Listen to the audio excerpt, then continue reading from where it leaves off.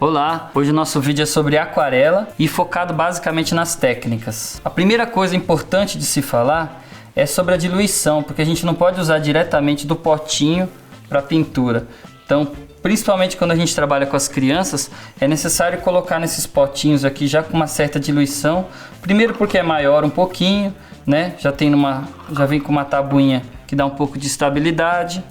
E também assim, se por algum acaso sujar uma das cores, é só jogar fora, lavar e desperdiça pouca tinta.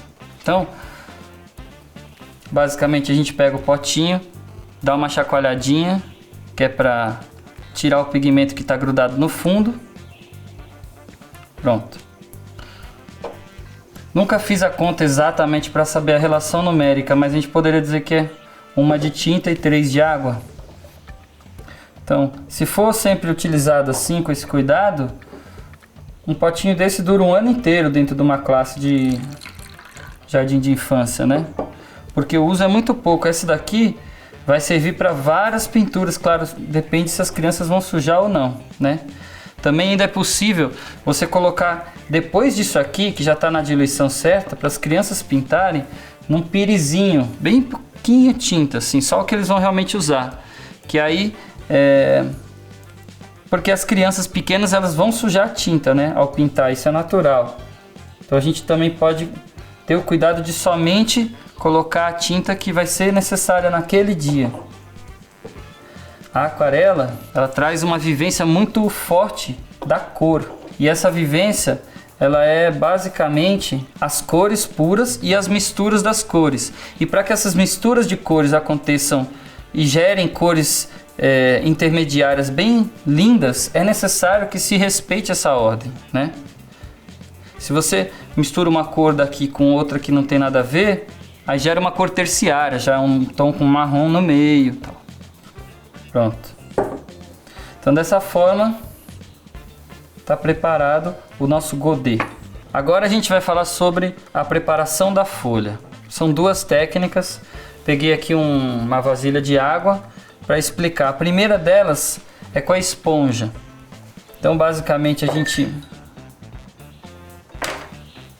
molha tudo com a esponja, né? Funciona, essa técnica aqui ela é interessante quando a gente quer ter um controle melhor da secagem. Acho que o principal cuidado é que não se esfregue muito a folha quando vai fazer isso. Só fraquinho e o mínimo possível. Aí a folha vai trabalhando, vai expandir, né, com a água entrando nos poros. Depois que a gente já tiver molhado a folha, é importante, ó, eliminar as bolhas que possam estar no meio do caminho. Às vezes é necessário virar mais uma vez a folha. Se o papel não for de qualidade, quando a gente ficar esfregando com a esponja, vai soltar umas bolinhas. A outra técnica de preparação desse papel é usando a bacia. Também é bastante utilizada com crianças pequenas, porque ela é mais fácil de gerar uma superfície regularmente molhada. Durante o processo de pintura mesmo, a gente está pintando e está sentindo que a folha está molhada demais, você pode colocar um calço aqui embaixo e aí a folha fica levemente diagonal e vai escorrendo a água. Então a gente começa talvez com a primeira cor. As crianças, elas pegam direto daqui do potinho, tiram o excesso e já vão aplicando na pintura. É importante que a gente vá aos poucos, entendendo como que essa pincelada pode ser cuidadosa, pode ser mais suave, pode ser mais intensa. E a gente percebe que conforme a folha está molhada, a água leva a tinta um pouco para passear. E a gente não tem um controle total da forma como ela está sendo aplicada, não aparece a pincelada. Então aos pouquinhos a gente vai colocando as cores, ó. Para eu poder pegar a próxima cor agora, primeiro eu ponho na água suja, depois na água limpa e depois então eu seco um pouco o pincel e agora ele está preparado para pegar outra cor. Não sujei outra cor e vou ter sempre uma água limpa para usar na pintura. E é interessante ver como o meio aquático gera com facilidade os degradês e os tons entre as cores que a gente aplicou.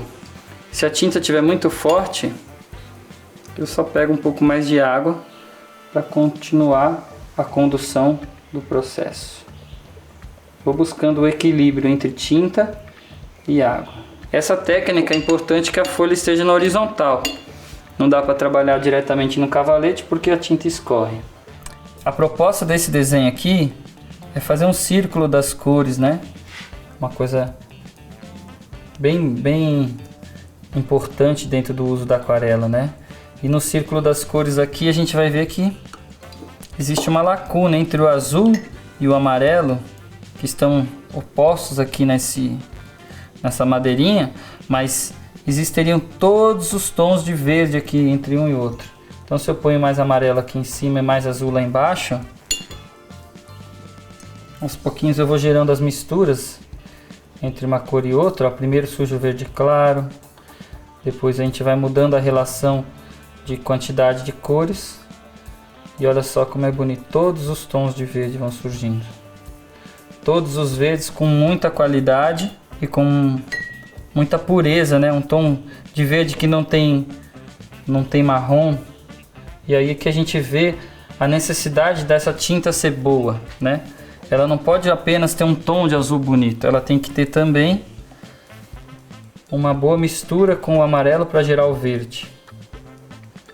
E aqui para o outro lado ela vai gerar o roxo, que gera um violeta, que chega no vermelho. E terminando de dar essa volta, então, a gente já cuidou bastante do verde.